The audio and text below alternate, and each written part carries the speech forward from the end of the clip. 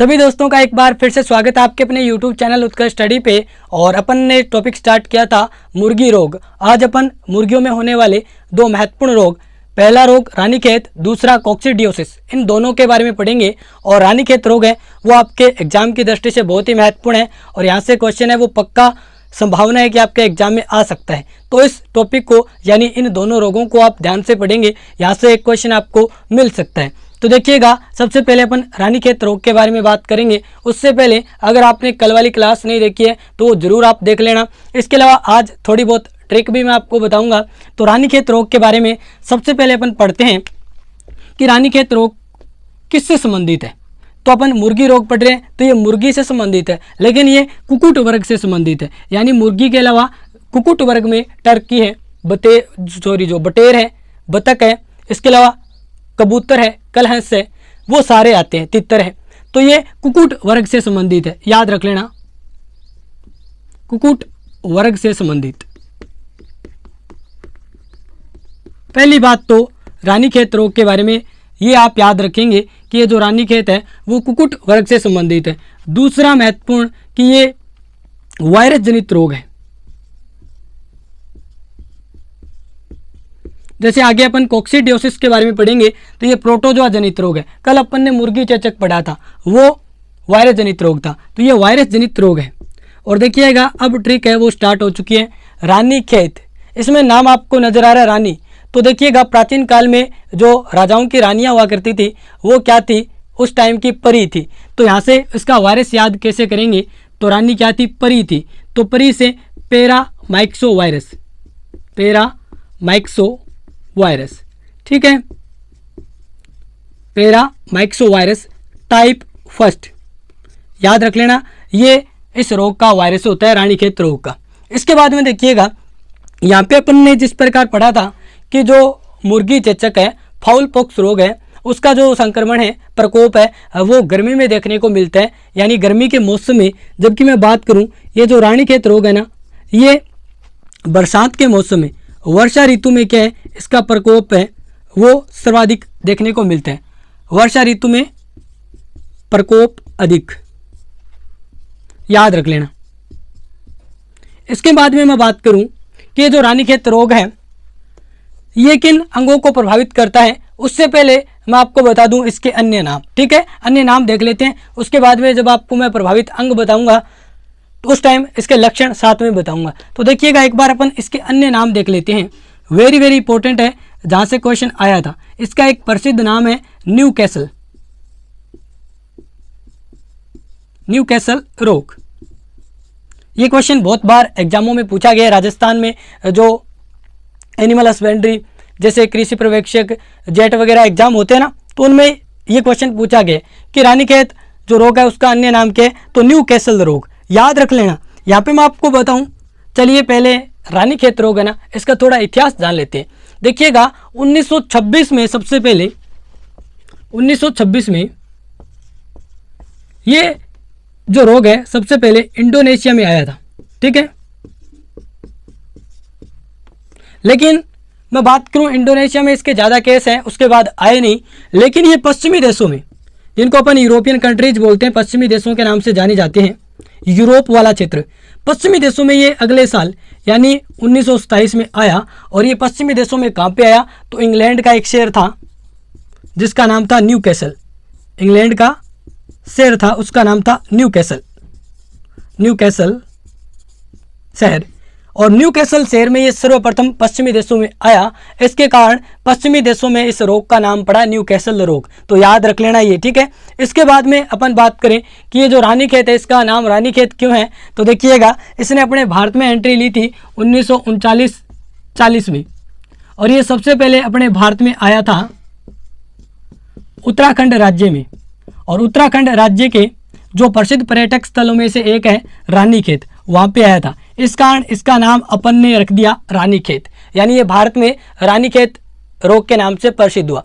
तो इसका एक नाम है रानीखेत, दूसरा नाम है न्यूकैसल, और इसका एक अन्य नाम है जिसका नाम है मनमोदी रोग। तो याद रख लेना, इसके 3 नाम हैं, ठीक है। वैसे रानीखेत, इसके अलावा दूसरा नाम न्यूकैसल रोग, क्योंकि ये पश्चिमी देशों में सर्वप्रथम इंग्लैंड के न्यूकैसल शहर में आया, इस कारण इसको न्यूकैसल बोलते हैं। इसके अलावा इसको मनमोदी रोग बोला जाता है। तो ये सामान्य बातें अपन ने कर ली। ये भी बात आप याद रखिएगा कि भारत में सर्वप्रथम ये उत्तराखंड राज्य में आया था, उत्तराखंड के रानीखेत में आया था, और कब आया था 1939-40 में। इसके अलावा इसका जो पहला केस इंडोनेशिया में देखने को मिला था, बाद में ये अगले ही साल पश्चिमी देशों में इंग्लैंड पहुंच गया, जहाँ पे न्यू कैसल शहर में इसके जो रोगी हैं रानीखेत रोग के वो देखे गए मुर्गियों में, चूजों में। तो देखिएगा नेक्स्ट अपन बात करते हैं, जल्दी से इसका स्क्रीनशॉट ले लीजिएगा या आप नोटबुक आपके पास है तो लिख लीजिएगा। अब अपन नेक्स्ट बात करते हैं कि ये जब रोग होता है तो कौन से जो हमारे क्या जो मुर्गियों के शरीर के जो विभिन्न तंत्र हैं, जैसे श्वसन तंत्र है, परिसंचरण तंत्र है, कौन सा भाग है वो प्रभावित होता है। तो देखिएगा यहाँ पे प्रभावित तंत्र, तो इसका जो प्रभावित तंत्र है उसमें एक आता है श्वसन तंत्र, दूसरा आता है तंत्रिका तंत्र। ठीक है, अब यहां से अपन लक्षण भी देख लेते हैं। देखिएगा जब इस रोग में श्वसन तंत्र प्रभावित होता है तो श्वसन तंत्र में क्या क्या चीजें होती है, जैसे दम फूलना, यानी एक प्रकार से हाँफना। इसके अलावा नास में भी संक्रमण हो जाते हैं, जिससे खांसना, छींकना जैसे लक्षण है वो दिखाई देते हैं। इसके अलावा मैं आपको बताऊं कि श्वास लेने में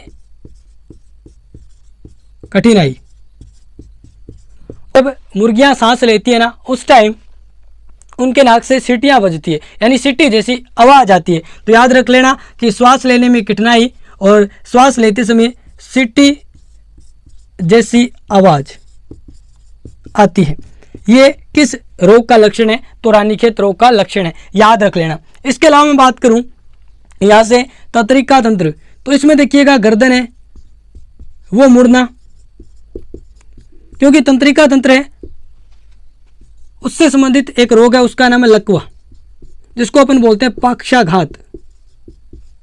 ठीक है, ये रोग हो जाता है, और इसमें जो चूजे होते हैं, मुर्गियां होती है, उनके पंख हैं और साथ में पैर हैं, वो लकवाग्रस्त हो जाते हैं, लकवाग्रस्त हो जाते हैं। तो याद रख लेना ये क्या है, इस रोग के महत्वपूर्ण लक्षण है। यानी श्वसन तंत्र में जो प्रभावित होता है उसमें दम फूलना है, हाँफना है, खांसना है, छींकना है, श्वास लेने में कठिनाई और सीटी जैसी आवाजें आती है, सांस लेता है जब कोई मुर्गी या चूजा। तो उस टाइम देखिएगा तंत्रिका तंत्र भी प्रभावित होता है, गर्दन है वो मुड़ जाती है, एक प्रकार से लकवा या पक्षाघात है वो हो जाता है, पंख और पैरों में ये ज़्यादातर होता है। इसके अलावा देखिएगा यहाँ पे अन्य लक्षणों में लिखेंगे कि इसमें पीले और हरे रंग के बदबूदार दस्त लग जाते हैं। तो पीले हरे रंग के बदबूदार दस्त है वो इसमें लग जाते हैं। इसके अलावा देखिएगा एक और है कलंगी है ना, उसमें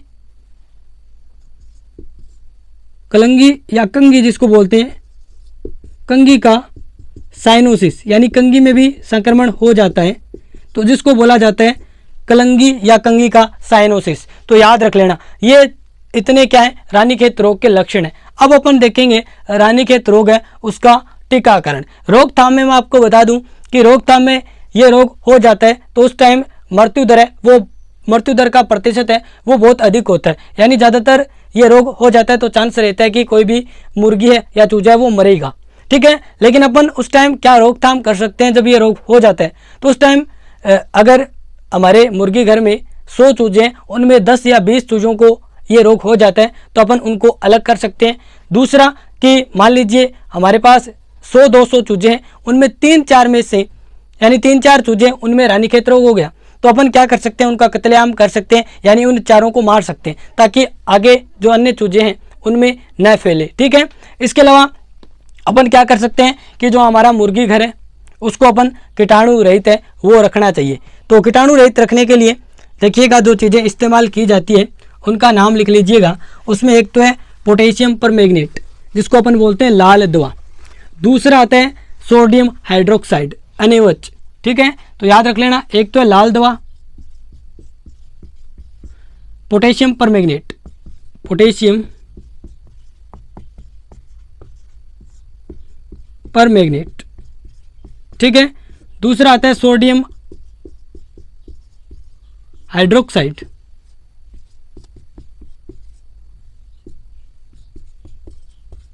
इसको अपन बोलते हैं NaOH। इसके अलावा लाइजोल इस्तेमाल किया जा सकता है। तो ये याद रख लेंगे कि जो मुर्गी घर है उसको कीटाणु रहित रखना चाहिए। उस टाइम अपन को लाल दवा, पोटेशियम परमैंगनेट, सोडियम हाइड्रोक्साइड और लाइजोल का इस्तेमाल करना चाहिए। अब देखिएगा, रानीखेत रोग का रोकथाम मैंने आपको बता दिया, उपचार बता दिया। अब देखिएगा इसका जो वैक्सीनेशन है, ताकि ये रोग हो ना, इसका बचाव के लिए अपन सबसे पहले, यानी ये रोग होने से पहले क्या करते हैं, जो चूजे होते हैं, मुर्गियां होती हैं, उनमें टीकाकरण करते हैं। तो वो टीकाकरण बहुत ही महत्वपूर्ण है। और टीकाकरण में देखिएगा ट्रिक आपको बताऊंगा। टीकाकरण में 2 दोस्तों की ट्रिक है, वो बताने वाला हूं।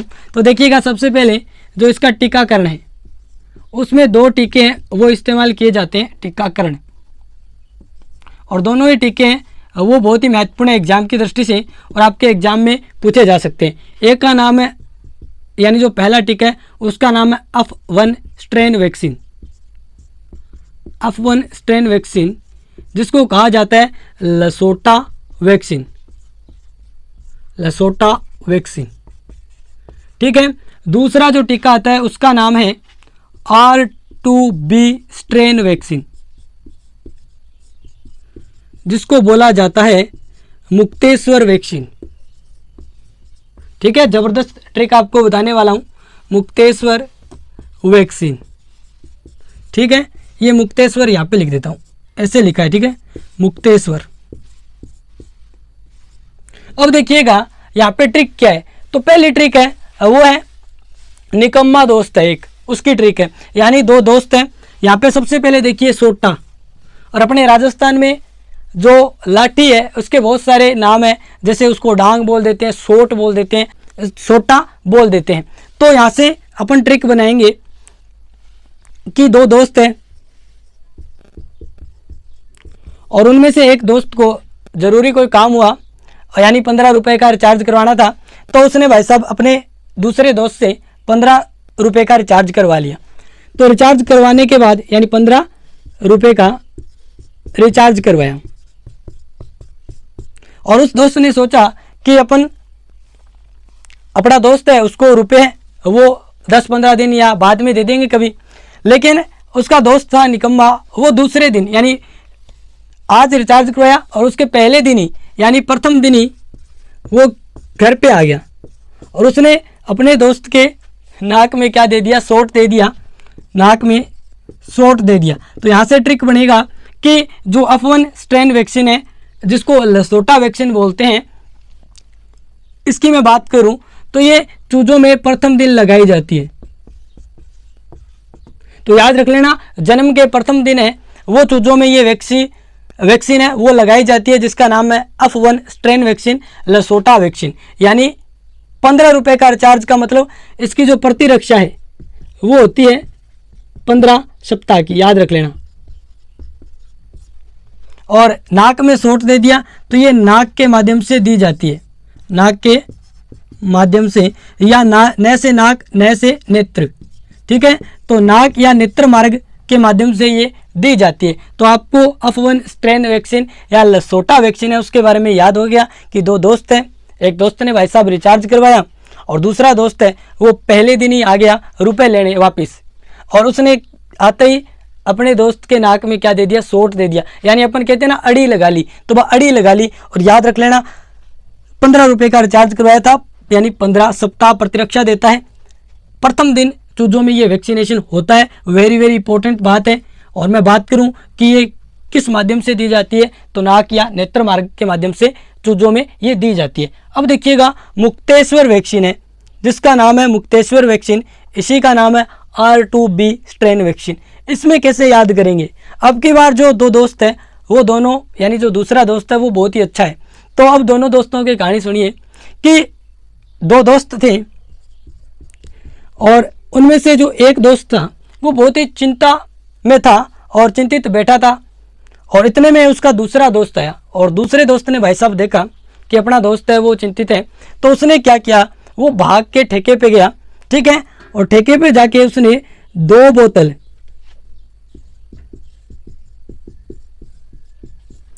रानी ब्रांड लिया, ठीक है, रानी ब्रांड, तो आर भी हो गया, 2 बोतल R2B, ठीक है, तो रानी ब्रांड उसने भाई साहब 2 बोतल है वो रानी ब्रांड की ली और अपने दोस्त को आके बोला कि इसका 1.5 ml पैक ले, या सॉरी इसका आधा ml पैक ले, तेरी चिंता है वो दूर हो जाएगी, तू चिंता मुक्त हो जाएगा। तो याद रख लेना, यहाँ से ट्रिक बन गई कि 2 बोतल RB रानी ब्रांड यानी R2B स्ट्रेन, ठीक है, और 0.5 ml यानी आधा ml पैक लेने हैं तुझको और तू क्या हो जाएगा, जीवन भर के लिए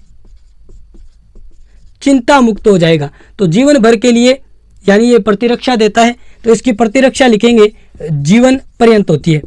चिंता मुक्त यानी मुक्त से मुक्तेश्वर वैक्सीन हो गई और ये दी जाती है 0.5 ml, वो भी दी जाती है IM यानी इंटरमस्कुलर, जिसको अपन बोलते हैं अंतःपेशीय। ये तो नाक व नेत्र मार्ग के माध्यम से दी जाती है, जबकि ये अंतःपेशीय दी जाती है। और कितनी, आधा ml, ठीक है, R2 2 बोतल रानी ब्रांड। तो ये ट्रिक है। और कई बार मैं क्या है कि पहली बार ये ट्रिक समझा रहा हूँ, तो कई बार चीज़ें ना वो अच्छे तरीके से समझा नहीं पाता हूँ, लेकिन मुझे लग रहा है कि मैंने जो बात आपको बतानी थी वो बता दी। तो लिख लेना, R2B स्ट्रेन वैक्सीन है जिसको मुक्तेश्वर वैक्सीन कहा जाता है। ये अंतःपेशीय दी जाती है और ये आधा ml है वो पर पक्षी दी जाती है, पैंक से पक्षी हो जाएगा यहाँ पे, पर पक्षी, ठीक है। और ये जीवन भर के लिए, जीवन पर्यंत है वो प्रतिरक्षा देती है, वो 15 सप्ताह के लिए प्रतिरक्षा देती है लसोटा वैक्सीन, ठीक है। ये प्रथम दिन लगाई जाती है, जबकि ये याद रख लेना 8 से 12 सप्ताह।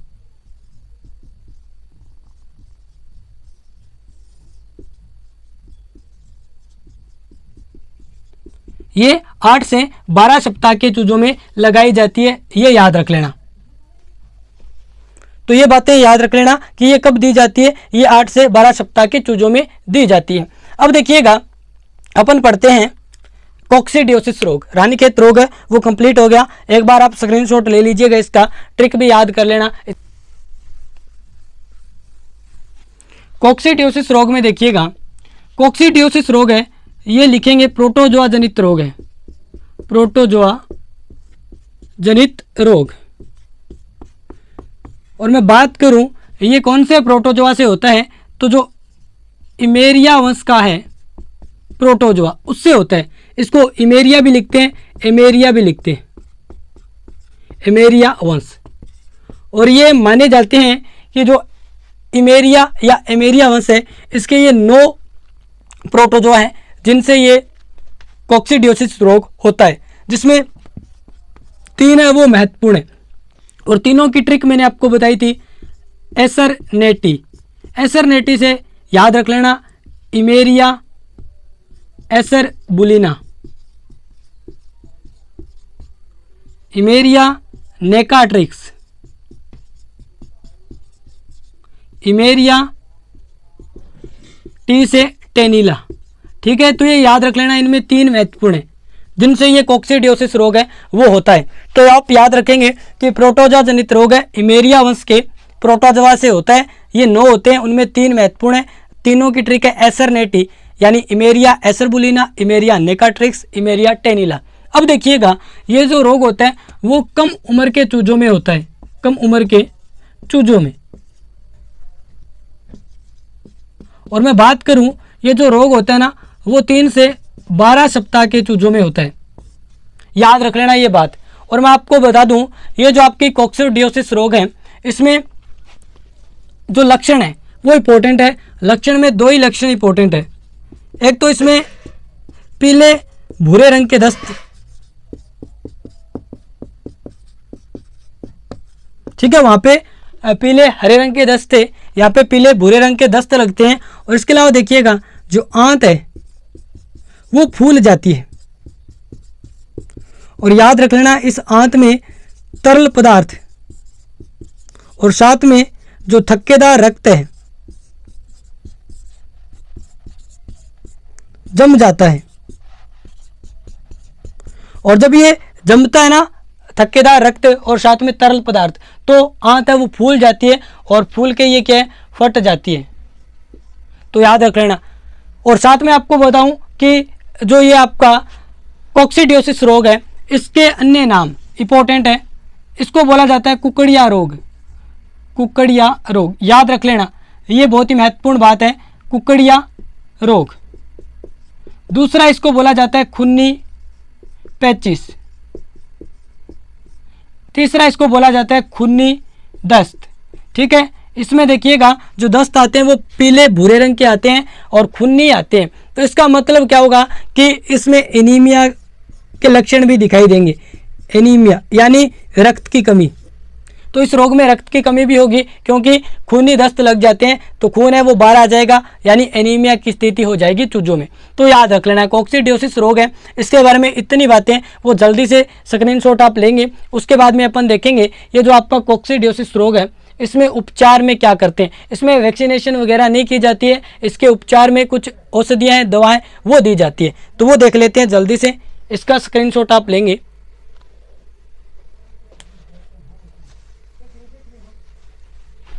इसमें उपचार के रूप में जो दवाएं आती हैं उनमें 2 दवाएं हैं और इसके अलावा कोक्सीडियोस्टेट है जिनको अपन एंटी कोक्सीडियोसिस ड्रग्स बोलते हैं, उन पे भी चर्चा करेंगे। तो सबसे पहले उपचार में देखिएगा जो दवाएं हैं उनमें एक का नाम है सल्फा मेजाथिन, दूसरी दवा है उसका नाम है सल्फा क्यूनोजाइलिन। ठीक है, सल्फा क्यूनोजाइलिन। और मैं बात करूं इसका 0.05%, जबकि इसका उपयोग करते हैं 0.1%। याद रख लेना सल्फा मेजाथिन और सल्फा क्यूनोजाइलिन। इसके अलावा मैं बात करूं इसके औषधि के रूप में, मैंने आपको कहा अभी कोक्सीडियोस्टेट देते हैं। इस कोक्सीडियोस्टेट का मतलब क्या है, इसका मतलब है कि एंटी कोक्सीडियोसिस ड्रग्स का मतलब यहाँ पे वो ड्रग नहीं है, दवा। ठीक है, तो एंटी कोक्सीडियोसिस ड्रग्स दवाएं दी जाती है जिनको कोक्सीडियोस्टेट बोलते हैं। और इनमें याद रख लेना कौन कौन सी है, तो मैंने तो ऐसे याद किया 2 ही याद किया है, वैसे 4-5 है, तो 2 तो आप याद कर सकते हैं कि जो बाई है वो क्या करती है, एस करती है। बाई क्या करती है, एस करती है। तो इसमें याद कैसे करेंगे, बाई से बाई फुरान, एस से एस्प्राल। ठीक है, ऐसे लिखा है एस्प्राल। कैसे कांड्रीनाल। इसके अलावा मैं आपको बताऊं 2 और हैं, उनका नाम आप याद रख सकते हैं। एक का नाम है डायोडीन और एक आती है उसका नाम है इम्बाजिन। तो ये 5 कोक्सीडियोस्टेट हैं जिनका उपयोग अपन कोक्सीडियोसिस रोग में कर सकते हैं, तो याद रख लेना। इसके अलावा मुख्य है सल्फा मेजाथिन और सल्फा क्यूनोजाइलिन। ठीक है, इनके नाम आप याद रखेंगे। तो ये अपन ने रानीखेत और कोक्सीडियोसिस रोग के बारे में डिटेल चर्चा की। और गर्मी भी खूब है, वैसे कोई बात नहीं है, पसीना आ गया तो ठंडक थोड़ी महसूस हो रही है।